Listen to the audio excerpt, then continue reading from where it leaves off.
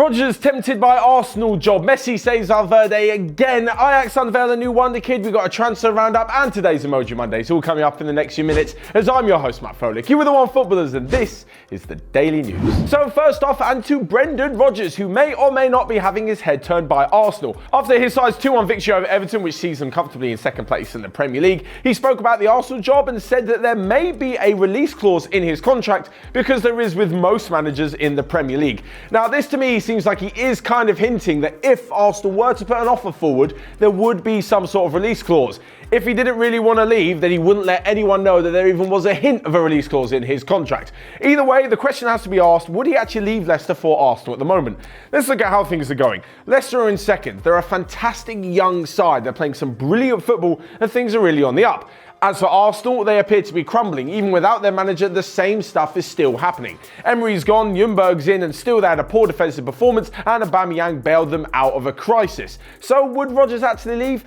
In my opinion, probably after the season. He'd have one good year with Leicester, see where it went, but then just the calling of a bigger club like Arsenal with bigger funds, with a bigger fan base, it just would make sense. Now, those of you are probably going to say that Arsenal are way down there and Leicester are flying high. Why would Rodgers move? In all honesty, as I mentioned, they're a bigger club. He's going to have more money to play with, and it's just more prestige from a manager like Brendan Rodgers, especially if Leicester don't get into the Champions League this season. But sticking with the manager theme very quickly, and as Brendan Rodgers did defeat Everton, Marcus Silva is plunged further into the mire. Surely he can't really last another week, can he? Reports are suggesting that the Everton are going to hold crisis talks today, and he may actually be out of a job before the derby against Liverpool on Wednesday evening. And to finish on the managerial update, Quique Sanchez-Flores has been fired from Watford after less than 3 months in charge after they lost to Southampton 2-1. But moving on to La Liga, where actually we've got another manager under fire, but it doesn't look like Valverde is ever going to leave the Barcelona job. Not while Lionel Messi is still a professional footballer at Barcelona. He saved them yet again, a phenomenal finish against Atletico Madrid, which means that Messi has actually scored in every single La Liga stadium.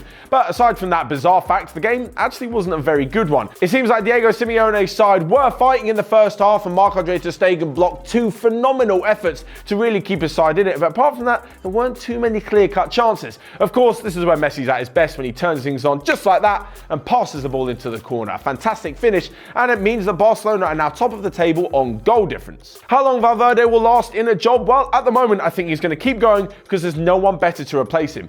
If someone else becomes available and there's a better option out there, I've no doubt the Barcelona will take the measures required to get rid of him and bring the new guy in. At the moment, there's no one really out there, so I'm not so sure they're going to be firing him just yet. It's a bad news day for all you Barcelona fans. And next up are 2 Ajax, who have unveiled yet another one of their superstars, this time in central midfielder Noah Lang. The 20-year-old actually joined from the Feyenoord Academy about 7 years ago, and on his first full start for the Ajax team, went and bagged a hat-trick. An unbelievable turn of events for someone who mentioned that it's an absolute dream to not only come on and play for Ajax, but to score for them as well. This was his 3rd appearance of the season, as we mentioned, his first from the beginning, and he scored 3 as they beat FC Twente 5-2. Ajax were actually 2-0 down, so they really needed someone to step up, and of course it'd be another youth product to do just that. After De Ligt and De Jong left in the summer, people are asking, are Ajax going to be the same team? Who's going to be the next off the production line? Well, it looks to be Lang. Now, if you're wondering how Ajax continue to develop such unbelievable youngsters,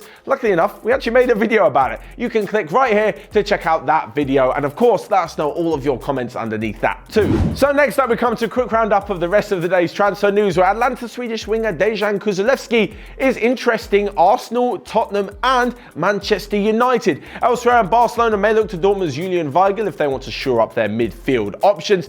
Coutinho wants to stay at Bayern Munich beyond his loan spell from Barcelona, and if Mauricio Pochettino takes another Premier League job this season, he'll have to pay back the 12.5 million he got as a payoff after being sacked. And next up, we come to your Friday feels. This is where you guys left your footballing predictions for the weekend's football in the comment section on Friday's Daily, and a few of you got things right. First off, for Liverpool 2, Brighton 1 was the prediction from Billy Clayton. Christian Morcan guessed that Norwich would draw 2-2 with Arsenal, and Amir Tedesse guessed that Barcelona would take all 3 points in a narrow 1-0 victory over Atletico. So lastly but not least, we come to Emoji Mondays, where we throw a couple of emojis down over the weekend's football. First up, we've got the best player. This weekend, that goes to Dele Alli. Jose Mourinho has fired him up, and his last few performances for Spurs have been nothing short of spectacular. He scored 2 goals as Spurs just to edge 3-2 past Bournemouth.